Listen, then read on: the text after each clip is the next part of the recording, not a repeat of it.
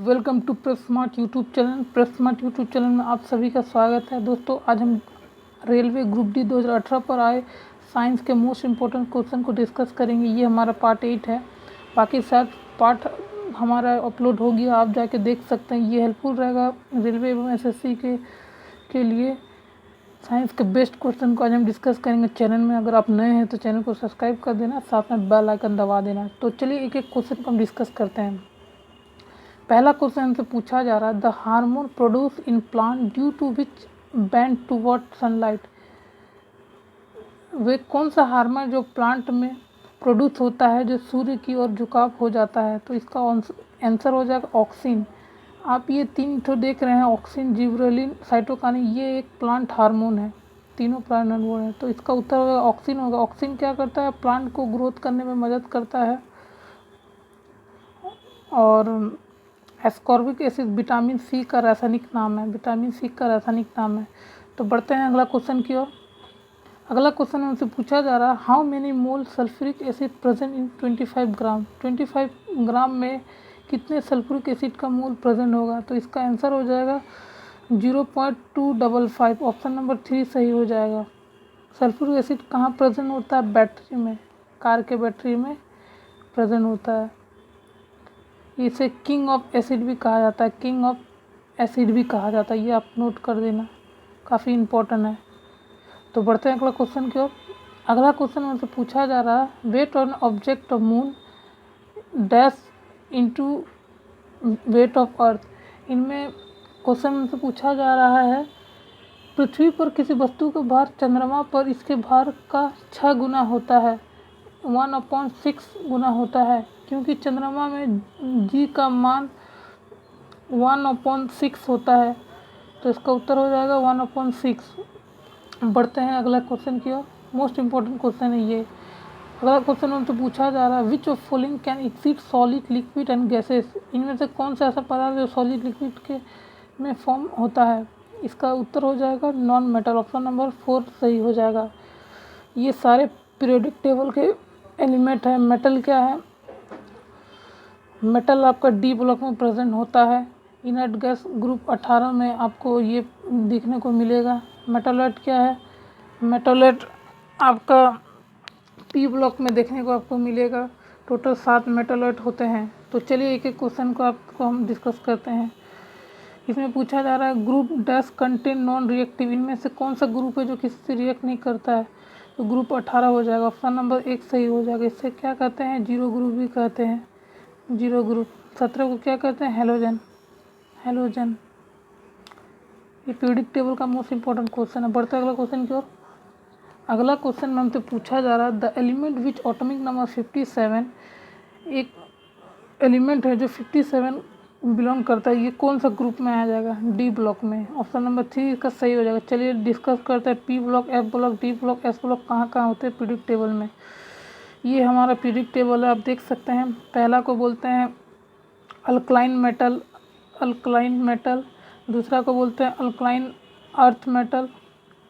और ये आप देख रहे हैं, ये पहला एस ब्लॉक है, ये डी ब्लॉक है, ये पी ब्लॉक और ये एफ ब्लॉक, ये एफ ब्लॉक है। ये 18 ग्रुप को जीरो ग्रुप बोलते हैं।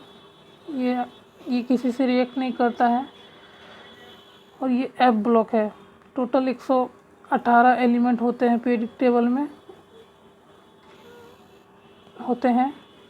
और पीरियोडिक टेबल की बात करें तो इसको फादर ऑफ पीरियोडिक टेबल किसे कहते हैं? पीरियोडिक टेबल का फादर किसे कहते हैं? मेंडलीव को। मेंडलीव को, ये आप याद रखिएगा, मोस्ट इम्पोर्टेंट है।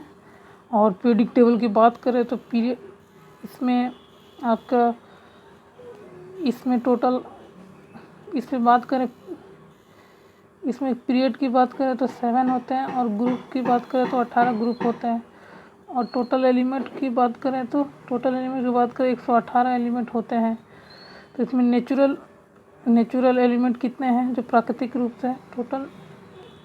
टोटल इसमें 94 है। 94 नेचुरल एलिमेंट है। बढ़ते हैं अगला क्वेश्चन की ओर। ये तो पीरियोडिक टेबल का था। और इसमें एक क्वेश्चन बन सकता है कि मॉडर्न पीरियोडिक टेबल का जनक किसे कहा जाता है? इसे कहा जाता है हेनरी मोसले। हेनरी मोसले ये 1913 में इसे प्रकाशित किया गया और इसे ये किस पर बेस था? एटॉमिक नंबर पर बेस था। ये मोस्ट इम्पोर्टेंट है, आप इसको रट लेना। और मेंडलीव का था, मेंडलीव पीरियडिक टेबल किस पर बेस था? ये एटॉमिक मास पर, तो एटॉमिक मास पर। ये मोस्ट इम्पोर्टेंट है दोस्तों, आप इसको फैक्ट को याद कर लेना। तो चलिए बढ़ते हैं अगला सवाल की ओर। अगला सवाल में मुझसे पूछा जा रहा है, नीचे दी गई परमाणु संख्या तत्व में रासायनिक गुण मैग्नीशियम के समान होता है। तो ऑप्शन नंबर 1 इसका सही हो जाएगा 4। मैग्नीशियम के कितने होते हैं परमाणु संख्या? समान होते हैं 4। बढ़ते हैं अगला सवाल की ओर। अगला सवाल में हमसे पूछा जा रहा है, the force and neutron expert proton inside atom. इनमें से ऐसा कौन सा है एटम है जो प्रोटॉन और न्यूट्रॉन दोनों मौजूद होते हैं? तो इसका उत्तर हो जाएगा न्यूक्लियर फोर्स। न्यूक्लियर फोर्स एक स्ट्रॉन्ग फोर्स होता है। आइए हम देखते हैं, इसको डिस्कस करते हैं डिटेल में।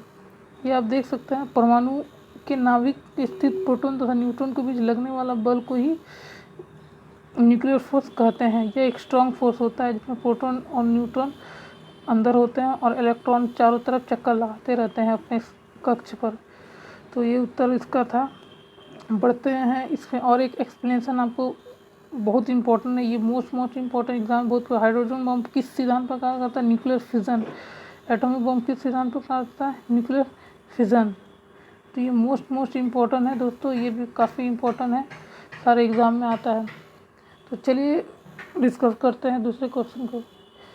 अगला क्वेश्चन में पूछा जा रहा है, sodium hydroxide react form solution table. Sodium hydroxide किससे रिएक्ट करके टेबल सॉल्ट बनाता है? ये HCl से, हाइड्रोक्लोरिक एसिड HCl से रिएक्ट करके ये टेबल सॉल्ट बनाता है। HCl कहाँ मौजूद होता है? स्टमक में, ह्यूमन के स्टमक में ये एक स्ट्रॉन्ग एसिड होता है, स्ट्रॉन्ग एसिड होता है। तो इसका एक्सप्लेनेशन तो यही रहा, आंसर हो जाएगा हाइड्रोक्लोरिक एसिड। बढ़ते हैं अगला क्वेश्चन की ओर। अगला क्वेश्चन हमसे पूछा जा रहा है, the flow of anti clockwise given circuit. ये आप देख सकते हैं डायग्राम में, ये करंट पैरेलल में चल रहा है।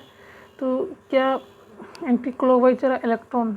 देखिए इसका व्याख्या हम जानते हैं कि विद्युत प्रवाह इलेक्ट्रॉन का प्रवाह विपरीत दिशा में होता है, तो इसलिए इलेक्ट्रॉन का प्रवाह इलेक्ट्रॉन के एंटी क्लॉक में होता है। क्योंकि देखिए कभी भी कोई इलेक्ट्रिक चार्ज प्लस और माइनस में डिनोट करते हैं, दोनों आपस में ये कॉम्बिनेशन बनाता है, तो ये एंटी क्लॉकवाइज का एक सर्किट करता है, तो इलेक्ट्रॉन इसमें चक्कर लगाते हैं। बढ़ते अगला क्वेश्चन की ओर। अगला क्वेश्चन में पूछा जा रहा है, the cell are loosely pack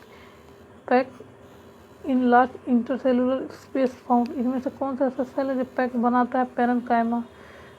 phylum क्या है? फूड को पहुंचाता है, पौधों पर पहुंचाता है। और कोलेनकाइमा क्या है?